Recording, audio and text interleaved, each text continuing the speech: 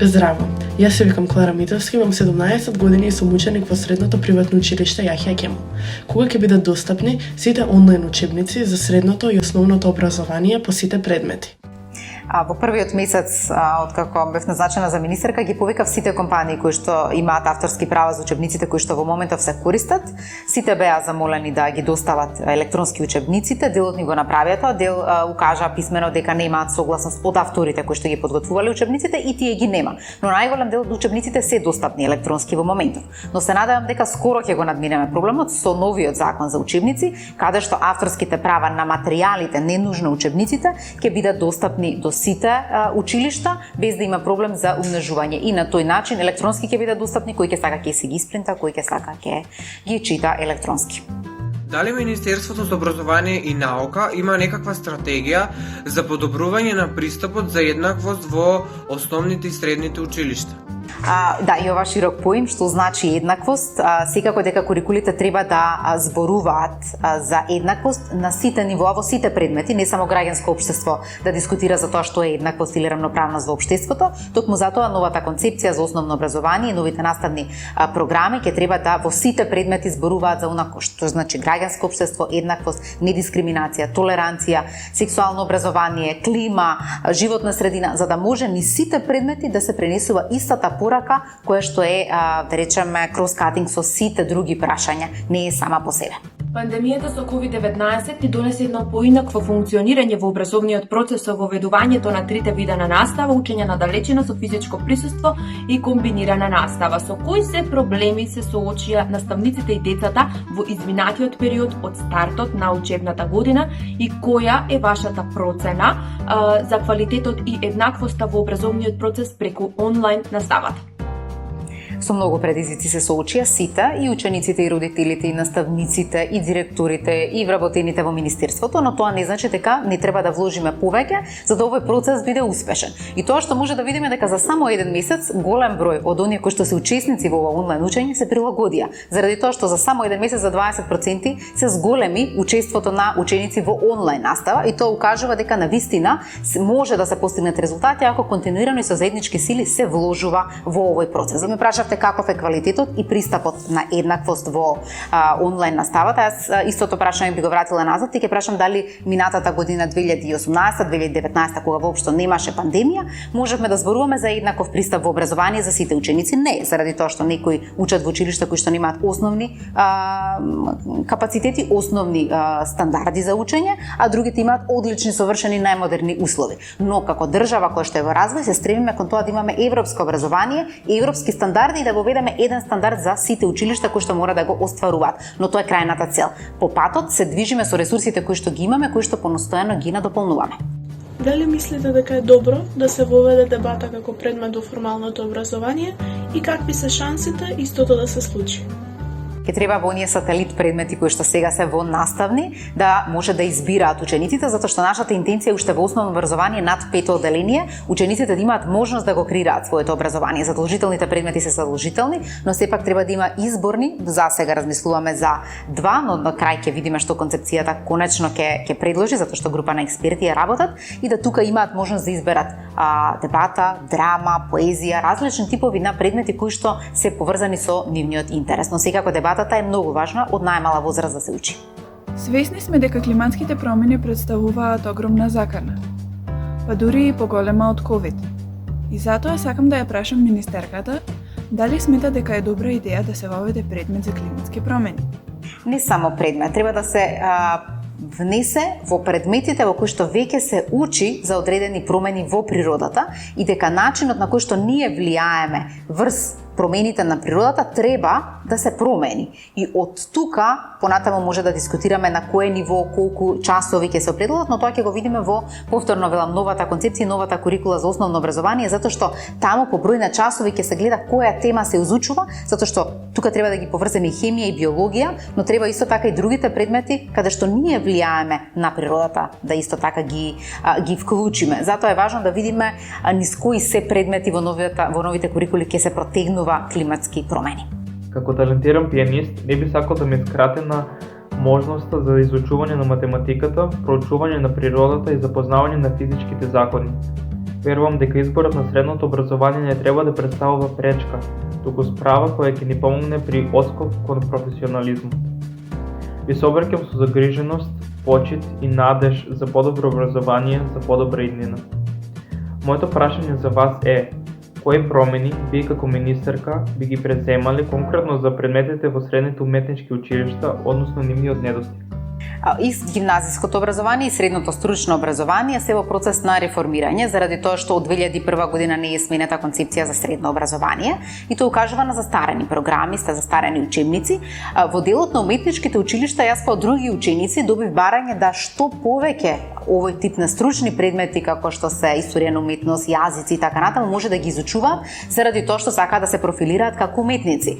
Но да видиме што е тоа што во новата концепција за средно образование ќе се понуди, затоа што остручувањето, ако почне уште во средното образование, таа навистина треба да даде компетенции на крајот на тоа образование. Ако станува збор за општо образовни предмети, тогаш гимназиското образование треба да ги даде тие знаења. Така да навистина ќе биде важно да учениците може да одберат што е тоа што сакаат понатаму да го работат. Затоа велиме дека се размислува и да средното образование не биде задолжително на 4 години, туку на 2 години. Зошто? Затоа што стручното оспособување во стручните училишта може да се случи до 16 години, а додека доколку сакате да имате вет матура или матура за стручно образование, за да продолжите на факултет, да имате уште 2 дополнителни години. И тоа е секаде така во светот, било и кај нас, па одеднаш станува потреба да се промени, но неуспешно, и затоа гледаме дека денеска стручните училишта во суштина немаат услови и ниту имаат доволен број на ученици, затоа што програмите биле застарени. Сега со воведување на дуалното образование, учество во реален сектор на учениците, се зголемува бројот, но се зголемува и квалитетот на средното стручно образование. За уметничките училишта,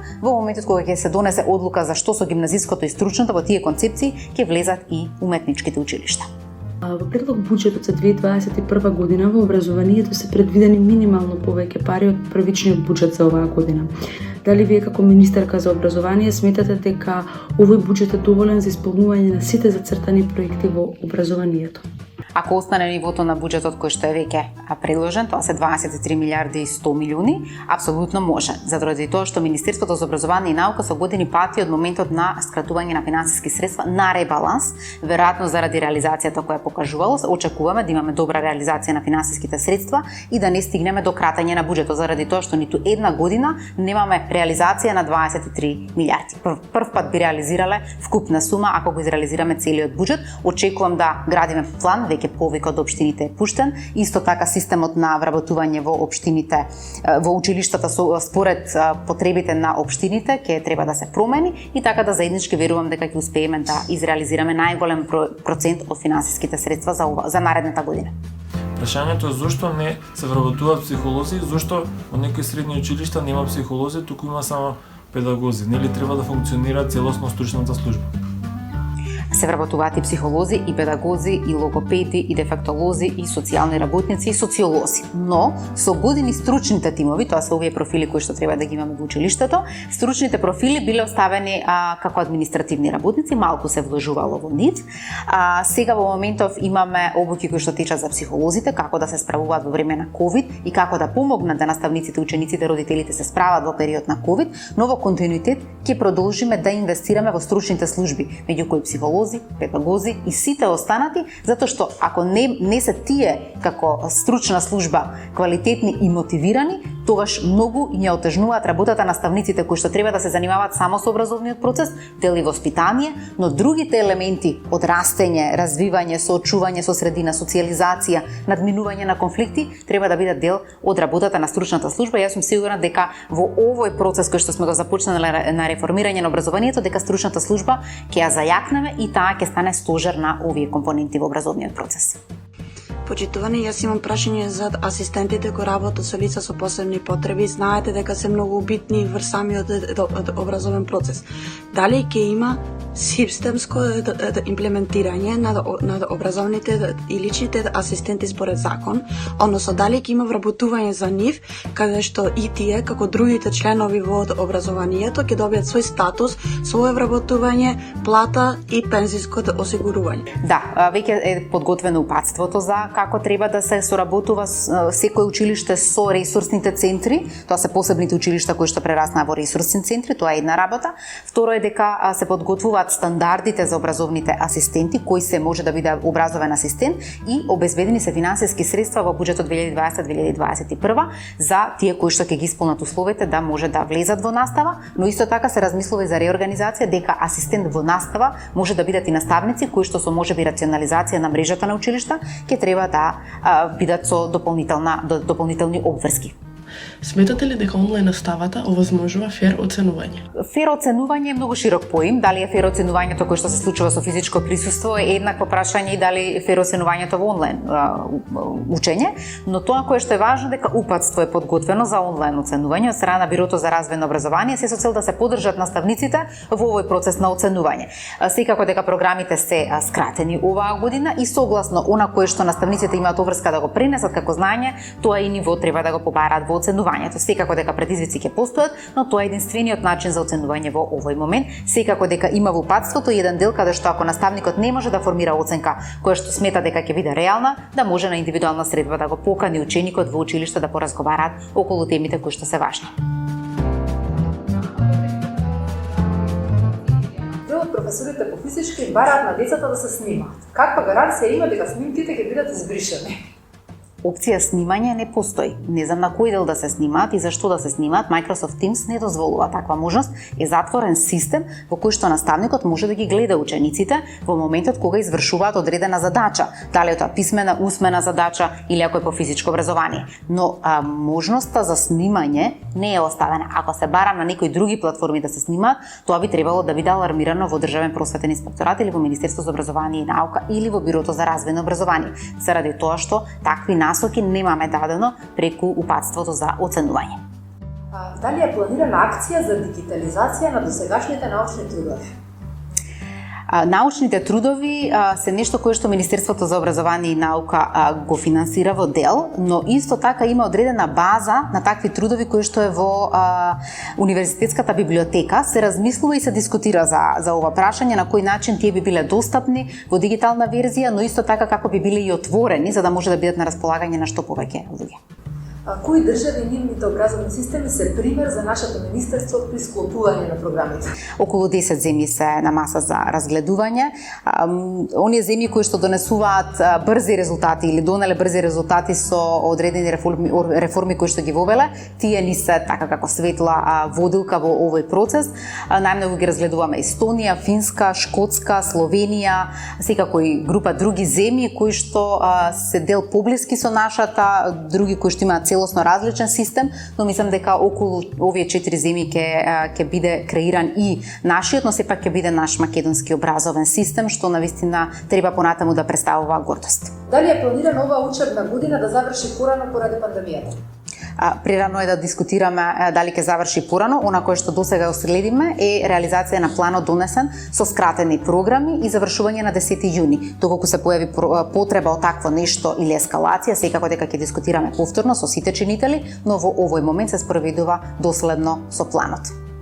Ако имате 18 години, дали би се запишале на студии во земјава или во странство? Имав таква можност да одлучам кога бев ученичка, дури заминав на одреден период од државата, но се вратив назад. Заради тоа што сепак мислам дека младите луѓе имаат што да покажат и имаат за што да вложуваат, затоа што нашата држава очекува уште многу млади луѓе да останат, да вложат и да го подигнеме квалитетот и стандардот на живење заеднички, така да мислам дека би одлучила повторно исто ако се најдем во истата ситуација. Благодарам.